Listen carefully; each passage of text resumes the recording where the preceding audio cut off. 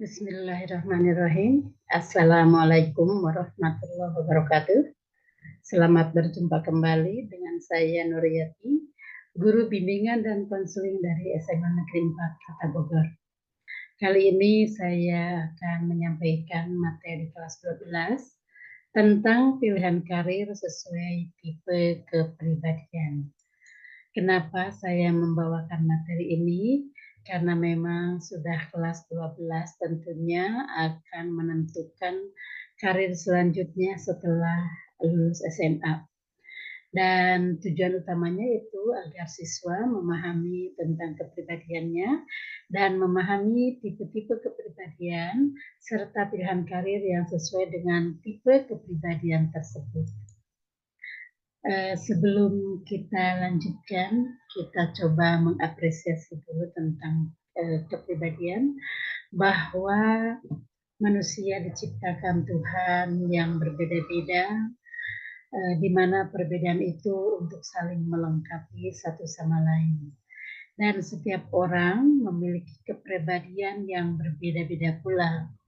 Tentunya ini sangat bermanfaat dalam menentukan pilihan karir di masa depannya.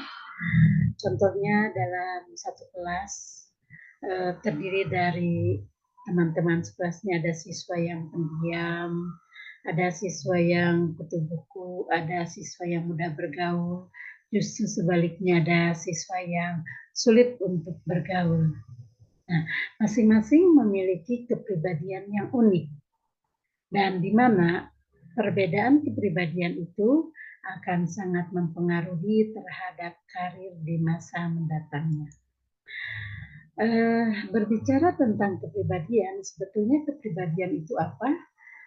Kepribadian atau personality bukan sebagai bakat kodrati, melainkan kepribadian terbentuk setelah adanya proses sosialisasi. Kepribadian merupakan kecenderungan psikologis seseorang untuk melakukan tingkah laku sosial tertentu, baik berupa perasaan, berpikir, bersikap, dan berkehendak maupun perbuatan. Nah, itu jadi kepribadian ini bukan bawaan sejak lahir, tapi hasil proses sosial. Nah, di sini akan kita coba dibahas tentang macam-macam kepribadian yang tentunya nanti dengan jenis pekerjaan yang sesuai. Yang pertama, kepribadian yang disebut dengan sanguinis. Kepribadian sanguinis adalah orang-orang yang memiliki jiwa terbuka, mudah bergaul, ceria, tegas, aktif, dan suka bersosialisasi. Memiliki sikap optimisme yang tinggi, lebih suka melihat berbagai sisi positif kehidupan, dan ingin menjalani hidup dengan sepenuh hati. Mereka percaya bahwa hidup adalah pengalaman yang menyenangkan dan harus dinikmati sebaik-baiknya. Itulah sebabnya para sanguinis mudah tertawa lepas, tersenyum, dan memiliki selera humor yang baik. Mampu menyesuaikan diri lebih cepat di lingkungannya. Di balik kekuatan karakter sanguinis, mereka tetap memiliki beberapa kelemahan. Di antaranya kurang baik dalam hal organisasi, kemudian dalam agenda, artinya protokoler atau kegiatan pada kesehariannya. Juga tidak pandai mengatur waktu. Ketika mengalami suatu permasalahan, sanguinis sering melarikan diri dan mencari kesenangan lain. Meski moto hidupnya adalah optimisme tinggi, seringnya mereka sulit untuk mencari solusi dari masalah yang tengah dihadapi. Kira-kira jenis pekerjaan apa yang cocok untuk tipe yang begini? Yaitu seperti aktor, art director, pemasaran, sutradara, prosedur, pengusaha, pokoknya sifatnya happy-happy saja. Ya, itu adalah kepribadian sanguinis. Yang kedua adalah kepribadian melankolis, yaitu memiliki sifat akan merasa lebih nyaman untuk menyampaikan isi hati melalui kata-kata. Akan terlihat selalu serius, tertutup, berhati-hati, atau bahkan penuh curiga. Mereka bisa menjadi terlalu sibuk dengan tragedi dan kekejaman di dunia. sehingga rentan terhadap depresi maupun kemurungan. Saat menunjukkan cinta dan kasih sayang kepada orang lain, mereka akan berusaha untuk menjadi yang dapat diandalkan. Di samping itu memiliki sifat teliti dan detail dalam menghadapi segala hal, mampu melihat permasalahan dari semua sisi, mampu melihat kemungkinan dari hasil yang akan dicapai, juga dikenal kreatif, setia, dan perfeksionis. Namun memiliki kelemahan, yaitu sifat pesimistis yang tinggi dalam menghadapi tantangan dan kesulitan dalam hidup. Selain itu, emosi yang tidak stabil juga menjadi kelemahan dari melankolis. Jika sudah emosi, melankolis akan merasa stres. Hal ini malah akan menghambat kemajuan dirinya sendiri. Kira-kira jenis pekerjaan apa nih yang cocok? Itu pustakawan, dokter hewan, penulis, programmer, desainer, copywriter, juga sebagai perawat. Ya, ada jenis pekerjaan yang cocok dengan yang melankolis ini. Ketiga, pragmatis, cinta damai, yaitu lebih suka mengobservasi dan merasa lebih nyaman apabila berkomunikasi dengan memperhatikan sekelilingnya. Dikenal sebagai sosok yang introvert dan tidak suka dengan keramaian. Hal ini membuat mereka cenderung memiliki pembawaan tenang dan emosi yang stabil. Meski senang menyendiri, para pragmatis tetap suka berada di sekitar orang-orang yang dipercaya dan disayangi. Tidak juga menghakimi orang lain. Mereka dapat menyelesaikan masalah dengan netral, tidak bersikap subjektif, dan tidak memihak siapapun, dan dapat menyelesaikan masalah dengan netral, tidak bersikap subjektif, dan tidak memihak siapapun, juga sebagai pendengar yang baik, suka membantu orang lain, dan selalu berusaha menepati janji. Kelemahannya, dikenal kurang antusias dan tidak suka dikritik. Kecenderungan pragmatis adalah memahami orang lain melalui imajinasi.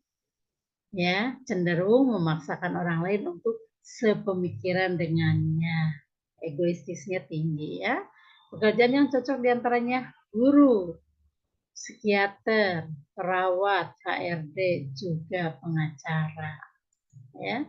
Kemudian kepribadian yang keempat adalah koleris, yaitu kepribadian yang satu ini identik dengan seseorang yang menggebu-gebu dan ambisius.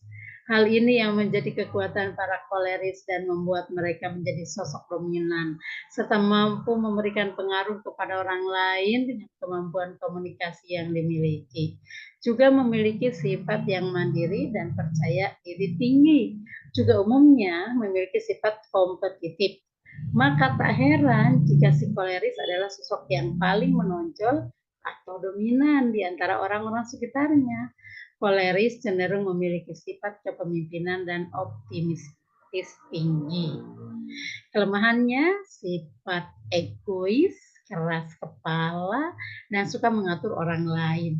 Ketika berhadapan dengan orang lain dan tidak sependapat, koleris tidak akan segan untuk mempermalukan orang tersebut dengan tujuannya agar koleris terlihat lebih unggul daripada orang lain.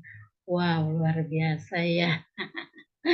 Jenis pekerjaan yang cocok diantaranya pengusaha, pemimpin perusahaan, motivator, juga operator. Harus punya ketegasan yang tinggi. Yang kelima, extraversion, yaitu extraversion atau ekstroversi adalah kepribadian yang dicirikan dengan sesuatu yang positif. Ciri-cirinya melibatkan gembira, kemampuan bersosialisasi, banyak bicara, ketegasan, dan ekspresi emosional yang tinggi. Yang punya karakter ekstraversi tinggi cenderung ramah dan mendapatkan energi dalam situasi bersosialisasi. Kalau berada di sekitar orang lain, selalu ingin membantu secara berenergi dan bersemangat, dan akan lebih terlihat mudah bergaul dan sering dikaitkan dengan social butterfly. Kira-kira kelemahannya apa ya? Cenderung berbicara tanpa memikirkan konsekuensinya. Impulsif, lebih suka bertindak daripada berpikir. Wah, jadi lebih suka bertindak daripada berpikir. Kira-kira jenis pekerjaannya apa nih yang cocok? Event planner, motivator, sosial media, influencer, guru, talent manager, penyiar radio, travel blogger, public relation, ya. Tuh, ada banyak jenis pekerjaan yang cocok dengan kepribadian extraversion atau ekstroversi. Baik, selanjutnya yang keenam, ini kepribadian openness.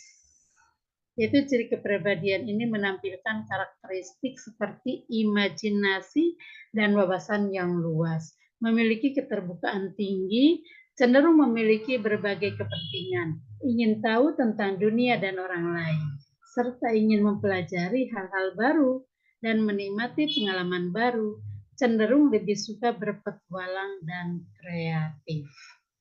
Kelemahannya yaitu berjuang dengan pemikiran abstrak, keterbukaan dengan pasangan yang bisa berdampak pada kualitas hubungan di masa yang akan datang. Wow, jangan terlalu terbuka. Openness ya. Jadi pekerjaan yang cocoknya adalah di bidang seni dan psikolog. Oke, masih ada yang ketujuh, conscientiousness, yaitu ciri-cirinya tingkat perhatian yang tinggi, kontrol impuls yang baik, sangat teliti, cenderung terorganisir, dan memperhatikan detail. Mereka merencanakan masa depan dengan baik, memikirkan bagaimana perilaku mereka mempengaruhi orang lain, dan memperhatikan tenggat waktu terstruktur dan terorganisir. Kepribadian konsentionis cocok sebagai akuntan dan sales manager. Oke, selanjutnya masih ada yang ke-8, agreeableness, yaitu seseorang yang memiliki sifat minat, peduli, rasa empati, senang membantu dan berkontribusi pada kebahagiaan orang lain. Pokoknya senang membantu kepada siapa saja yang membutuhkan bantuan. Wah, luar biasa ya. Kepribadian agreeableness cocok sebagai pekerja sosial, perawat, juga pegawai hotel. Banyak yang berhubungan dengan orang banyak.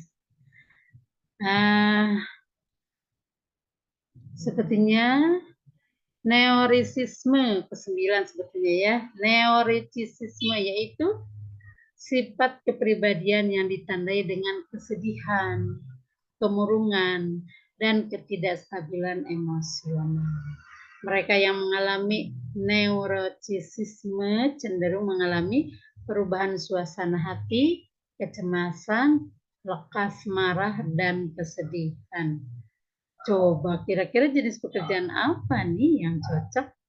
Yuk kita cari ya selanjutnya. Depan selanjutnya. Nah, sudah ada 9 tipe-tipe kepribadian yang dimiliki oleh manusia yang berbeda-beda dengan jenis pekerjaan yang mungkin cocok dengan kepribadian tersebut. Nah, dengan memperhatikan panduan di atas, diharapkan Anda bisa mereka-reka kira-kira tipe kepribadian yang dimiliki oleh kita apa. Nah, maka Anda akan dengan mudah memilih jenis pekerjaan yang sesuai dengan potensi yang ada dalam dirimu. Bisa jadi Anda menemukan kombinasi antara tipe kepribadian yang satu dengan tipe kepribadian yang lainnya. Semoga bisa membantu. Terima kasih atas perhatiannya. Saya cukupkan sekian. Wassalamualaikum warahmatullahi wabarakatuh.